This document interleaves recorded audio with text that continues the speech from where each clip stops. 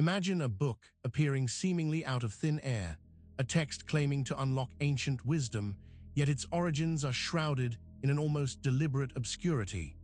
This is the curious case of the Kybalion, a slender volume published in 1908 that promised to reveal the timeless Hermetic philosophy to the masses. Its sudden emergence, without fanfare or clear authorship, immediately raised eyebrows among scholars and mystics alike. Why did this profound work, purporting to contain keys to universal laws, surface so anonymously? The title page simply credits the three initiates, a moniker that only deepened the mystery rather than dispelling it. This deliberate veil of secrecy, while intriguing, also invited skepticism, making one wonder if the anonymity was a marketing ploy or a genuine attempt to preserve esoteric traditions. The book itself presented 7 powerful principles, described as fundamental truths governing the cosmos, principles that resonated deeply with individuals seeking spiritual understanding beyond conventional religion. Yet the question of who penned these profound statements and why they chose to remain hidden is crucial to understanding its true legacy. We are left to wonder if the anonymity protected its authors or deliberately enhanced the mystique around its teachings. And real quick, make sure to subscribe and hit the notification bell for more videos. Now let's get started. The identity of the three initiates remains one of the Kybalion's most enduring puzzles, a deliberate secret that has fueled decades of speculation. This anonymous authorship is not merely a trivial detail. It profoundly impacts how we perceive the text's authority and origin. Were they genuine members of an ancient lineage, bound by oaths of secrecy, or simply individuals who wished to avoid public scrutiny? Some theories point to William Walker Atkinson, a prominent figure in the New Thought movement, as the primary author, perhaps working with a small circle of collaborators. Atkinson was a prolific writer, known for his ability to synthesize complex ideas into accessible language, a style strikingly similar to the Kybalion's. If true, this connection places the book firmly within the context of early 20th century American esoteric thought. However, no definitive proof has ever surfaced to confirm Atkinson's involvement, leaving the door open for other possibilities. This persistent anonymity creates an interesting dynamic. It allows the principles themselves to stand alone, free from the biases or personal histories of their creators. Yet, it simultaneously raises questions about the true depth of their claimed ancient wisdom.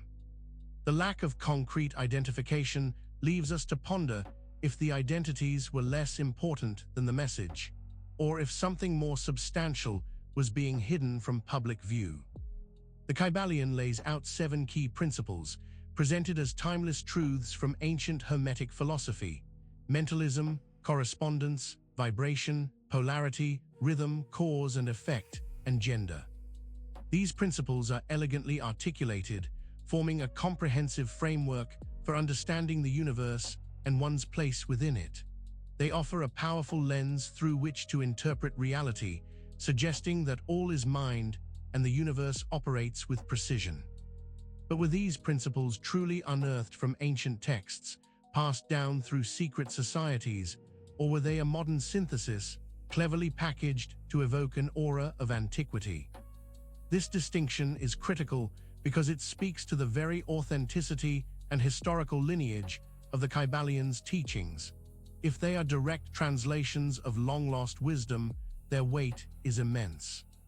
Upon closer examination, many of these concepts, while profound, bear a striking resemblance to various spiritual and philosophical movements prevalent in the late 19th and early 20th centuries, particularly New Thought and Transcendentalism.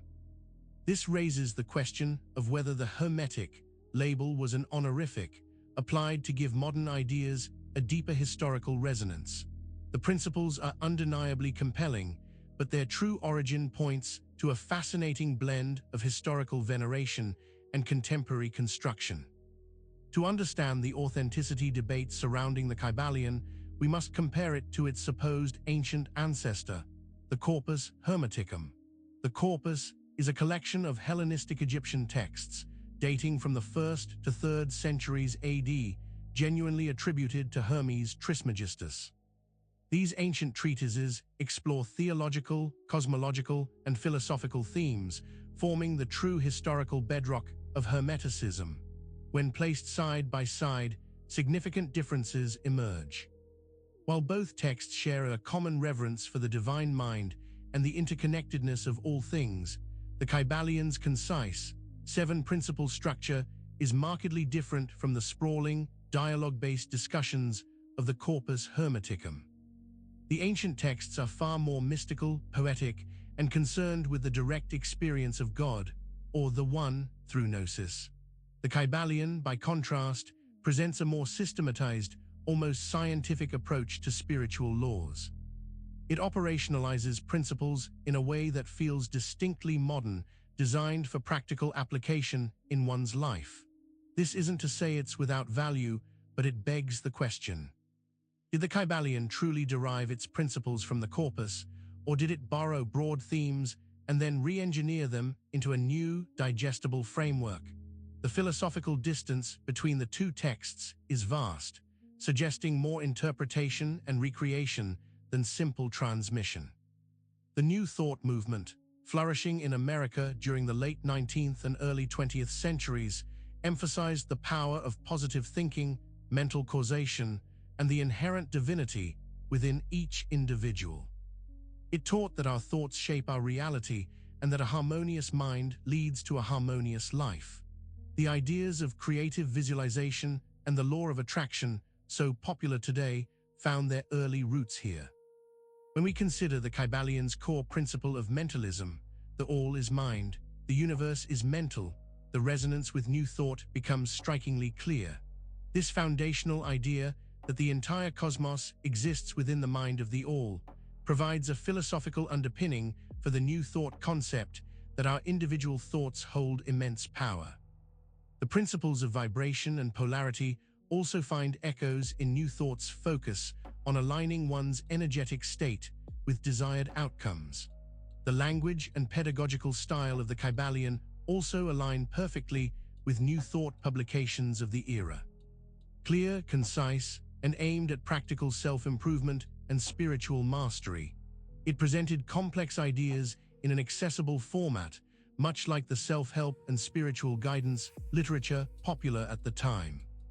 This strong ideological symmetry suggests the Kybalion may be less an ancient rediscovery and more a sophisticated synthesis of contemporary philosophical currents.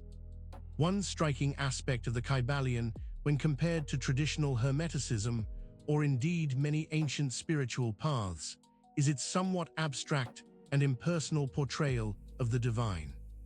While it speaks of the all as infinite, living mind, it largely avoids the mystical, emotive, and often personal connection with deity that defines much of the Corpus Hermeticum and older spiritual traditions. The corpus frequently includes prayers, hymns, and direct invocations of God. In the Kybalion, the all functions more like an ultimate universal principle or an intelligent cosmic operating system, rather than a being to be worshipped or communed with on an emotional level. The focus is intellectual understanding and the application of mental laws rather than ecstatic union or devotional practice. This emphasis on principle over direct spiritual communion feels distinctly different. This shift might be a deliberate choice, reflecting a desire to present a philosophy palatable to a more scientific or rationalistic age, free from doctrinal entanglement. However, it also raises questions about the spiritual depth or personal transformation offered by the Kybalion compared to paths that emphasize direct divine encounter. The absence of a clear spiritual roadmap for interacting with the divine feels like a significant omission, leaving us to wonder if this made the path more accessible but less transcendent. The claim of Hermeticism, stemming from ancient Egypt, from the god Thoth, later Hellenized as Hermes Trismegistus, is foundational to its mystique. The image of the wise Egyptian priest-king imparting secret knowledge to early Greek thinkers is compelling. Indeed, the Corpus Hermeticum contains references and themes that suggest Egyptian wisdom traditions, filtered through Greek philosophical lenses. However, modern scholarship widely recognizes that the Corpus Hermeticum is primarily a product of Hellenistic Egypt. It fused Egyptian religious ideas with Greek philosophy, particularly Platonism and Stoicism, flourishing in the intellectual melting pot of Alexandria. While it contains echoes of ancient Egyptian thought, it is fundamentally a Greek philosophical expression. It is not, as often mythologized, a direct transmission of pre-Hellenic Egyptian priestcraft. The Kybalion leans heavily into the mythological Egyptian origin story, presenting its principles as direct emanations from the ancient land of Kem, Egypt. This emphasis serves to bolster its authority, linking it to an even deeper, more mysterious past. But by perpetuating this historical narrative without nuance, the Kybalion inadvertently obscures the actual, complex synthesis of cultures that truly birthed Hermeticism. The truth is often more intricate than the captivating myths we create. The idea that ancient wisdom is revealed to a select few often comes with the undertone of societal control. Does the Kybalion's anonymous authorship and its presentation of universal laws hint at a system designed to shape thought and behavior, perhaps for the benefit of unseen forces? This question is uncomfortable, yet important for any critical examination of an influential text. By presenting itself as ancient and hermetic, the Kybalion immediately imbues its teachings with an almost unquestionable authority, positioning its principles beyond critical scrutiny. If these are truly the immutable laws of the universe, discovered and passed down by enlightened masters, then dissent becomes folly. This implicit demand for acceptance is a subtle, yet powerful, form of influence. Furthermore, the emphasis on mental causation and individual responsibility, while empowering, can also be interpreted as a way to deflect blame from systemic issues onto the individual. If your reality is purely a construct of your mind, then societal problems become personal failures to apply the correct mental principles. This form of spiritual bypassing can inadvertently serve to maintain existing power structures by individualizing collective struggles. Hermeticism, in its deeper forms, is rich with complex symbolism: the caduceus, the ouroboros, the emerald tablets, as above, so below. These symbols are not mere decorations. They are condensed packets of meaning, often requiring years of study and meditation to fully unpack. They are gateways to different levels of understanding. The Kybalion, however, is notably sparse in its use of traditional Hermetic symbolism. While it references the as above, so below axiom, it doesn't deeply explore the intricate symbolic language common in historical Hermetic texts or alchemical works. Instead, it relies almost entirely on abstract conceptual principles. This absence is quite telling. Does this mean the Kybalion deliberately streamlined its teachings for a broader audience, removing what might have been considered esoteric obstructions? Or does it suggest that its authors, if truly modern, simply lacked a deep, experiential understanding of traditional Hermetic symbolic systems? The text invents less new symbolism than it strips it away, favoring clear, declarative statements over metaphorical depth. This choice means the rich, multi-layered interpretations often found in older Hermeticism are largely absent, leaving us to wonder about the intentional simplicity or potential superficiality of its symbolic engagement. The maxim, as above, so below, is perhaps the most famous and enduring phrase attributed to Hermeticism, originating from the Emerald Tablet. It speaks to a profound interconnectedness, suggesting that patterns found in the macrocosm, the cosmos, the divine, are mirrored in the microcosm, humans, the earth. This principle is central to occult thought, alchemy, and magic, implying that by understanding one, we can grasp the other. The Kybalion adopts this axiom as one of its core principles, the principle of correspondence. It explains it as a universal law, indicating that there is always a correspondence between the laws and phenomena of the various planes of being and life.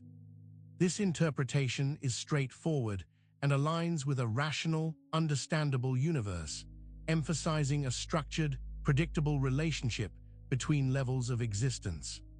However, the traditional, deeper understanding of as above, so below in historical Hermeticism is often less about mere correspondence and more about active magical influence and resonance. It implies that by manipulating the microcosm, one can affect the macrocosm, or vice versa, through sympathetic magic and divine will.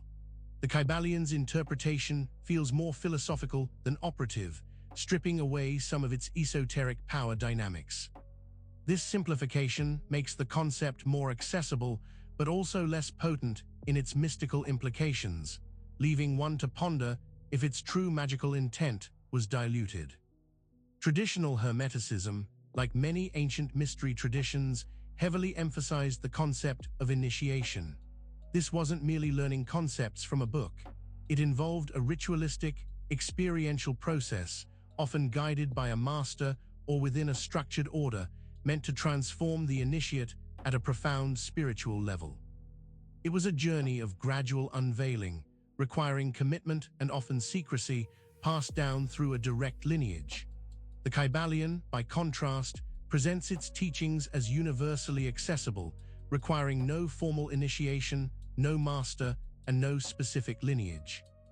It encourages individual study and application of its principles, effectively democratizing Hermetic wisdom. This approach was revolutionary for its time, breaking down barriers that historically guarded esoteric knowledge, but it also fundamentally alters the nature of the spiritual journey. While this open-door policy has made its ideas widely available, it also raises questions about the depth of understanding that can be achieved without direct guidance or ritualistic experience. Can truly profound inner transformations happen solely through intellectual engagement with a text? The absence of a clear lineage means that the Kybalion stands as a self-contained system, offering accessible wisdom, but sidestepping the historical method of direct transmission and the profound personal crucible that characterized traditional initiation paths. Reincarnation is a cornerstone doctrine in many ancient spiritual traditions, including various esoteric schools influenced by Pythagoreanism, Platonism, and Eastern philosophies. The idea of a soul being reborn into multiple lives to learn and evolve is a powerful motivator for ethical conduct and a framework for understanding suffering and destiny. It provides a long-term perspective on spiritual progression. Given its stated aim of revealing universal truths, the Kybalion's almost complete avoidance of the concept of reincarnation is a curious omission. While it touches on the idea of cycles through its principle of rhythm and the persistence of mental states across lives in a very abstract way, it never explicitly embraces or even seriously discusses reincarnation as a process of soul evolution. This silence is conspicuous. Was this a deliberate choice to align with Western spiritual and philosophical preferences at the time, which were often more focused on immediate self-improvement within a single lifetime? Or did the authors genuinely not consider it a core Hermetic teaching they wished to transmit in this particular form? The absence feels like a puzzle, especially for a text claiming to encompass all universal laws, leaving us to wonder what other fundamental human spiritual questions it may have deliberately left unaddressed. The late 19th and early 20th centuries were a heyday for occult fraternities and secret societies, from the Theosophical Society to the Hermetic Order of the Golden Dawn. These groups often blended Western esotericism, Eastern mysticism, and ceremonial magic, promising initiates access to hidden knowledge and spiritual power. They had complex hierarchies, elaborate rituals, and a strong emphasis on direct transmission of wisdom. The Kybalion's anonymous authorship and its deliberate veil of secrecy resonate strongly with the practices of these fraternities. The very concept of the three initiates evokes the idea of a hidden council or a select group entrusted with ancient knowledge. This parallel suggests that the authors may have been influenced, if not directly connected, to such organizations. Even if the Kybalion was intended for a broader audience, its presentation mimics the allure of a secret society revealing its truths. It invites the reader into an exclusive circle of understanding, even without demanding formal membership. This method of presentation was very effective in capturing the imagination of a public fascinated by the occult, but it also raises questions about their true allegiance and the depth of their connections to existing occult currents. The Kybalion presents itself as a neutral, scientific exposition of universal laws, a dispassionate accounting of how the cosmos operates, devoid of religious dogma or personal bias. It frames its principles as objective truths, discoverable through rational inquiry and mental application, rather than through faith or revelation. This scientific framing likely contributed to its appeal in an era increasingly valuing rationalism. However, no philosophical text, especially one dealing with the very nature of reality and consciousness, can ever be completely neutral. The very act of selecting what principles to present, how to define them, and what to omit reflects a particular worldview and philosophical agenda. The Kybalion's emphasis on mental causation, for instance, is a specific philosophical stance, not a universally accepted scientific fact. The language used, while claiming neutrality, subtly guides the reader towards a particular understanding of spirituality that prioritizes mind over matter and individual mental mastery over collective spiritual practice. This subtle influence, cloaked in the guise of objective truth, is powerful. It makes us question whether the illusion of neutrality was a clever rhetorical device to gain wider acceptance, or if its authors genuinely believed they were simply stating verifiable cosmic facts.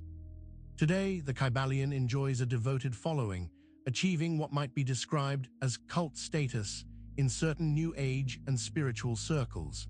Its teachings are frequently cited by self-help gurus, manifestation coaches, and esoteric practitioners as foundational wisdom. Its principles are woven into countless contemporary spiritual books and online courses, often without direct attribution to the Kybalion itself. This widespread adoption, almost a century after its publication, speaks to the enduring appeal of its concise and seemingly profound principles. It offers a framework that bridges the gap between spirituality and a desire for personal empowerment and material success. For many, it provides a logical, actionable path to understanding and influencing their reality, bypassing the complexities of traditional religion. However, this popularity also means that the Kybalion's teachings are often taken as unassailable truth without critical examination. Its anonymous origins, its historical liberties, and its philosophical nuances are frequently overlooked in favor of its empowering message. This unquestioning acceptance is characteristic of a text that has achieved a kind of sacred, unquestionable status. The unwavering devotion it commands begs a deeper look into the nature of true spiritual wisdom and its genuine pathways. After dissecting the origins, principles, and influence of the Kybalion, we are left with a fundamental question. What then constitutes true Hermetic wisdom? If the Kybalion is a modern interpretation, albeit a powerful one, how do we discern the authentic core of a tradition that spans millennia and cultures? Is it found in the ancient fragments of the corpus hermeticum, in the symbolic language of alchemy, or in the personal revelations of practitioners? True Hermetic wisdom, arguably, is not a static dogma contained within a single book, but rather a dynamic philosophical current that emphasizes direct experience, personal transformation, and the attainment of gnosis, a deep, intuitive understanding of the divine mind. It involves an active engagement with the cosmos, not merely an intellectual assimilation of principles. It prioritizes purification, ritual, and a profound personal journey beyond simple mental adjustments. Ultimately, discerning true Hermetic wisdom requires diligent scholarship, a willingness to engage with original source materials, and a discerning spiritual sensibility. It demands a journey into the historical context, the symbolic richness, and the experiential depth that the Kybalion, for all its virtues, may have simplified or overshadowed. The pursuit of this deeper wisdom is an ongoing quest, reminding us that knowledge is a living tradition, not a neat package of rules. Make sure to subscribe for more religious videos and hit that notification bell so you never miss a new video. We'll see you in the next one.